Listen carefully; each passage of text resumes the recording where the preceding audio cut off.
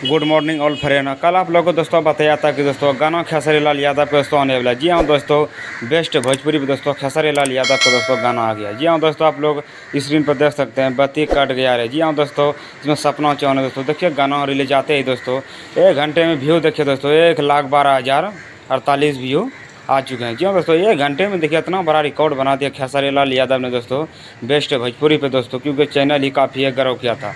आपको पता होगा दोस्तों, नींबू खरबूजा भाई 2 जैसे ही गाना आया था बेस्ट भोजपुरी पे, अभी तक वो जो है 250 मिलियन को क्रॉस कर चुका है दोस्तों। वही चैनल पे खेसारी लाल ने सोचा कि एक गाना और रिलीज़ किया जाए, बत्ती कट गया रे। जी हाँ दोस्तों, जैसे ही गाना आया ये तहलका मचा दिया, आप लोग देख सकते हैं। इसमें दोस्तों खेसारी लाल यादव है दोस्तों, शिल्पी राज ने सॉन्ग किया है और खेसारी लाल यादव नज़र आ रहे हैं सपना चौहान। जी हाँ दोस्तों, अगर आप लोग चैनल पे नए हैं तो प्लीज़ चैनल को सब्सक्राइब आप लोग करना ना भूलिएगा, क्योंकि मैं इस चैनल पे भोजपुरी से रिलेटिव वीडियो अपलोड करते रहता हूँ। जी हाँ दोस्तों, आप लोग चैनल को सब्सक्राइब कीजिए। और आप लोग क्या बताएं।